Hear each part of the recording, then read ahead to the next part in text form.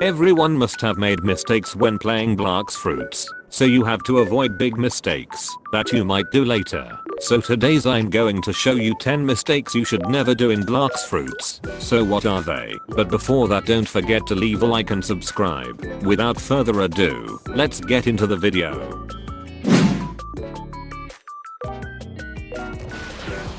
Of course you may have seen this button.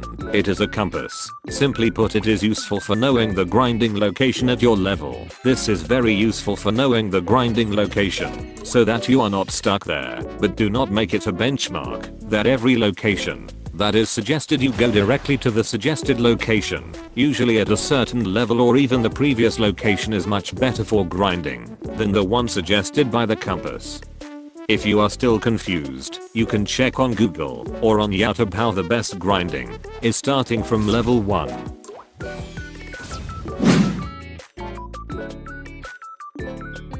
"99% of you must be doing very ordinary grinding, where you just take quests, kill and finish, and do it over and over again. Yes, actually that's the right way. It's just that you forget the codes. This may sound trivial, but by using codes, you can save 2 to 3 times your time. Of course you will also find it much easier to level up to maximum.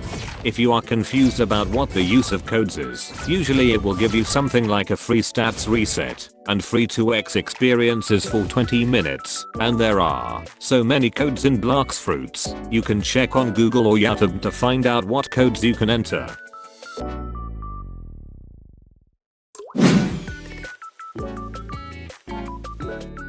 Mythical Fruit. Even though it is the rarest and best fruit, this can be a fatal mistake if you use it when you are low level. I really do not recommend it. That is because you are only hindering your grinding time. This can happen because you are not ready enough to use it, because when you are low level and eat mythical fruit, you need very high mastery requirements. This is very bad for low level, because the NPC does not have much EXP. You also cannot use the skill from the fruit.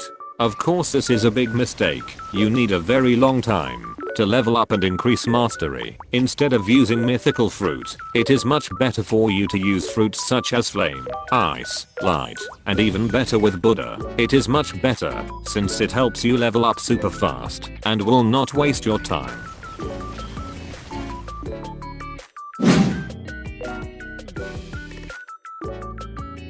I see a lot of players in the first sea where they just grind as usual without using any accessories at all. Even though there are many accessories that can be used, this is certainly very wrong, guys. It is much better for you to use accessories. And of course don't just use accessories. You also need to see the buffs so you know which accessories are right for you now. For example, you now need accessories for grinding, meaning you need accessories that buff melee damage or sword damage. Then you have to use accessories that add buffs like that, and vice versa. If you need accessories for PvP, then use accessories that will help you for PvP. For example, like Pale Scarf, Pilot Helmet, etc.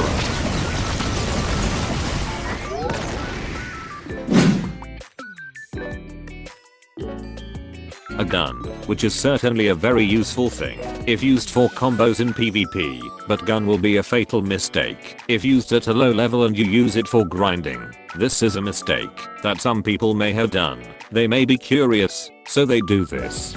But don't use it for grinding, because this clearly only slows down your progress. Moreover, guns are very difficult to kill many NPCs at the same time. It is much better if you become a Blox Fruits or sword user, because it is clear that it helps your progress much more. And if you want to use a gun, that's very good if you already have a high level and are very worthy of doing PvP.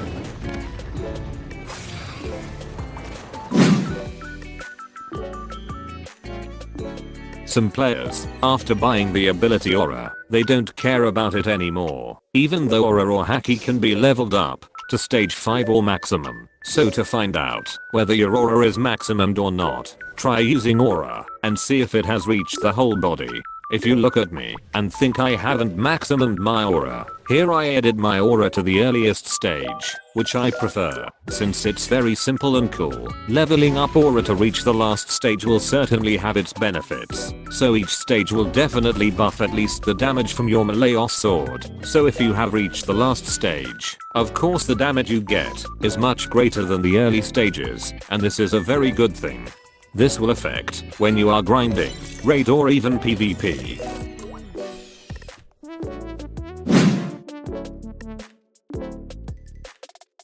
Money and fragments, both of them are one of the most important things that you must have. Don't let both of them run out. But I'm sure some players might run out of both of them, whether it's because they spend money on gacha, buying something. The same with fragments. Maybe they spend it to buy something. Actually, that's not wrong, guys. It's just that you still have to have money and fragments. That's because if at certain moments you need money or fragments, you don't need to worry. Like if you want to buy Pole V2, where you are directly faced with the NPC, you don't need to tire yourself out grinding fragments or do raid rumble again. So you can be calm if both of them don't run out.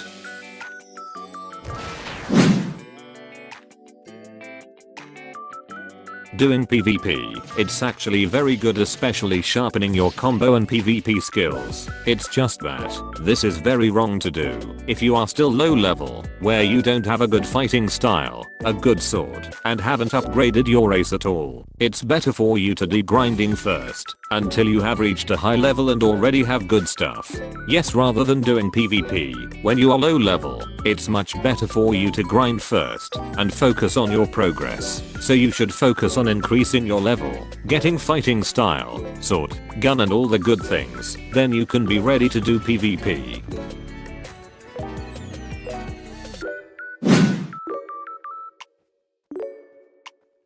After doing the previous things, but you make your stats points haphazardly, simply you put stats points haphazardly wherever you want. This is certainly a fatal mistake. It would be much better if you choose whether you want to be a Blox fruit user, sword user, or gun user. For example, here I choose to be a Blox fruit user, so the stats that should be put in melee, defense and Blox fruit. Also, if you want to be a sword user, you have to put stats points in melee, defense and sword, or gun. You have to put stats points in melee, defense and gun. Don't put it haphazardly. It makes your potential not maximized. It would be much better if you choose to be a sword, Blox fruit, or gun user. It is much better and maximizes your potential.